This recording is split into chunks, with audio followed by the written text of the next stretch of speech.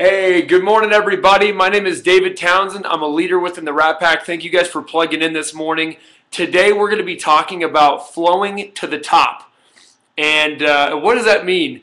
Well, here's what that means is how many of you guys have ever had a time in your life where you were just absolutely in the zone? There was nothing that could pull you away. You just felt in the zone, man. Like there was just a day or a time period where just nothing could be stopping you. You just felt powerful and confident. You were having fun. You were joyful, and literally bombs could be going off around you, and nothing could be holding you back. You were just in the zone. I'm sure we've all had a time in our lives where you were like that. Well, that's what we call being in your flow, flowing. And I want to talk to you guys about being in your flow today and how to do that. And I actually found I looked up the word flow on Wikipedia because, of course, they're always right. And I wanted to just read off the definition of flow to you. And I really want us to just take a few minutes now and think about what this really means and how we can apply it to your life. Because I want to talk to you about flowing your way to the top. And this is just a much better way to go than fighting your way to the top. So here's the definition that I found. Okay, flow, also known as being in the zone, is the mental state of operation in which a person performing an activity is fully immersed in a feeling of energized focus, full involvement, and enjoyment in the process of the activity. That's being in your flow. All right, and I want to kind of tell you my guys' story, or my story, guys, because, in World Ventures, I've been doing this thing for 7 years. If you don't know my story, I've been doing this for a while. I got started at 19. I'm 27 now. And most of you who were at United, you watched me walk stage for NMD, and I'm having some amazing things happen in my life right now. And so I want to give you some keys of what I've learned over the past handful of years on how I've gotten to where I am today. And so when I did this business, for the first handful of years, to be totally honest with you, I was what I like to call a stressor achiever. And what I mean by being a stressor achiever just means that I was really doing this thing on my own back the whole time. I was working really hard. I was doing everything I could to make this work. I mean, I'm telling you, I did everything I could to make this work. I was working harder than anybody else I really even knew, and I was giving this thing everything I got.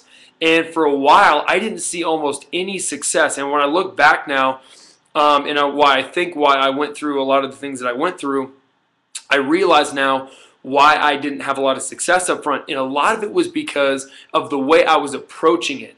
It wasn't just the hard work was good, but there were some missing links in it. So I'm going to give you a formula that I came up with that I believe is the exact way that most people who win at a high level win in their lives. So I'm going to give you this equation, and I want you to write this down really quick. Here's the equation. It's faith plus joy plus AOMA, which stands for all out massive action, AOMA, equals success. So faith plus joy plus AOMA equals success.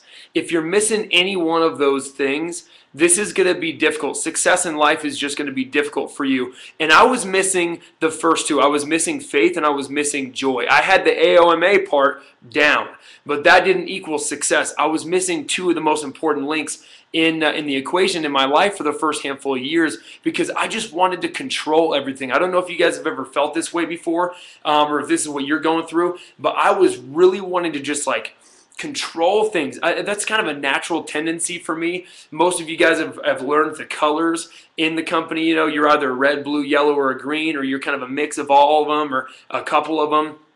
I'm primarily a red guy, and so reds naturally tend to want to win at all costs. We're very competitive. We want to succeed. We want to do all those things. So we want to win is what we want to do. But a lot of times with wanting to win, there's a lot of good things about that type of personality, but there's also a lot of cons to it.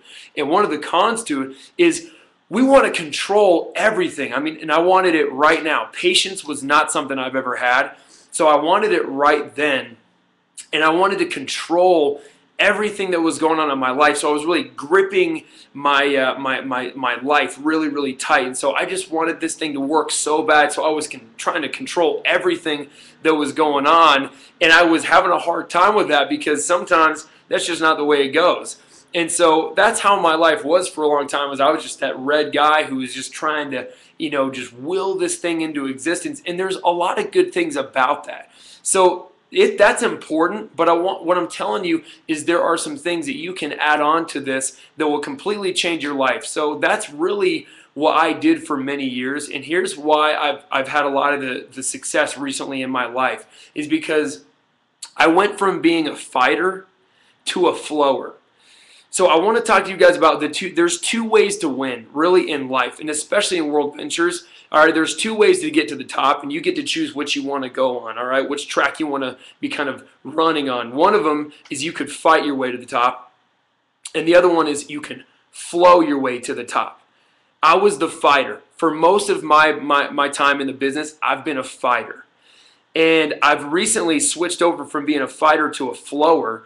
And ironically, my life has completely exploded with change in so many different ways, and a lot more success has come from being a flower. And so I want to talk to you guys about both of those things. If you're a fighter, here's how I would kind of describe a fighter. A fighter is that person who's talking about stuff like, you're going to hear things like, run till your eyes bleed, or 8 to faint. And stuff like, we're not going to have fun right now. We're about working. We're about grinding. And you're going to hear words like, I used to say this stuff all the time, so it's kind of funny for me to even talk about it now. I'm laughing because I'm the one who used to say a lot of this stuff. And that's how a fighter mentality is. It's like, you know what? We don't have time to enjoy life. We don't have time to hang out. We don't have time to smell the roses. All we got to do is grind, grind, grind. That is a fighter mentality. And I'll tell you straight up, you can win doing it. So if you want to do it, go for it. I did it for a while, and I had some success doing it. But I'll also tell you this. It sucked. It sucked because I had no fun while I was living my life like that. You know what is really present in your life when you're fighting? Stress and worry. Those are the things that the fighter is always going through, is stressing and worrying. And a lot of times it's because they're comparing themselves to all these other people. They got to beat everybody else. So they're always focused on who's beating them or who's doing better than them. They're stressed out over hitting their goals because it's like, oh, I've got to win right now. And they're gripping this thing so tight because you just want to win, right? So I'm a terrible golfer, but this is a pretty good analogy. I hear that when you're playing golf, and maybe you play golf and I don't, and you know more about this than I do, but what I hear is when you're playing golf and you're taking a swing at the ball, you want to hold the club with a loose grip. So you want to hold that club where you're gripping it, but you're also, you're giving it a little bit of slack. You're not just, you don't have a kung fu grip on the handle. All right, so you're holding the club so that it's kind of loose in your hands when you take that swing. See, and so many of us, all right, so many of us, and I was doing this for so long, I was gripping that handle so tight, I just wanted to kill that ball. And because I was doing that, I was just whacking the ground every time, and the ball wasn't going anywhere. See, sometimes you've got to take some finesse to it. You've got to be able to have a little bit of finesse when you're swinging.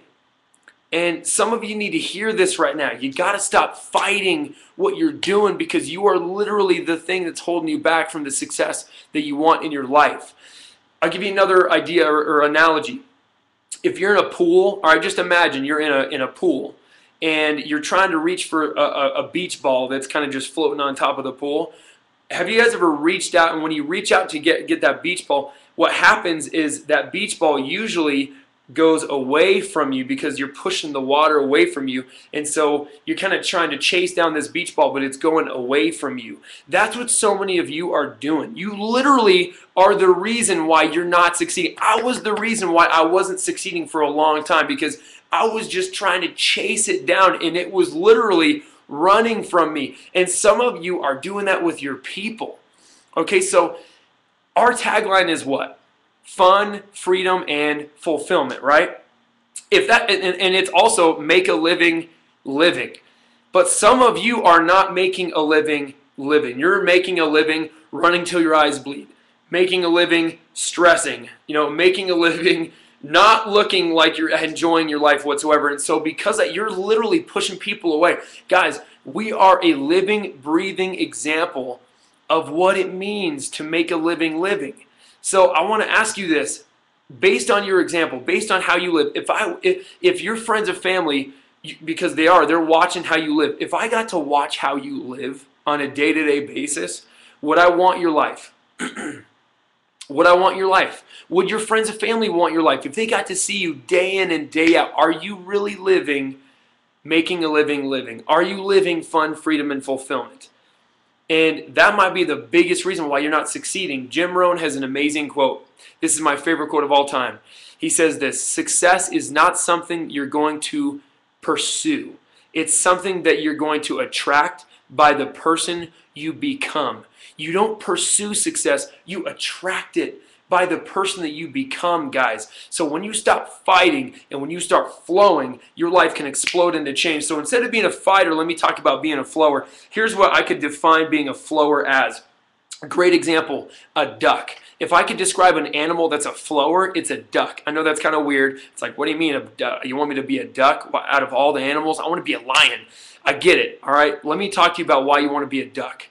If you watch a duck in water, on top of the surface, that duck is just bobbing around, having himself a good time, splashing, enjoying his life, right?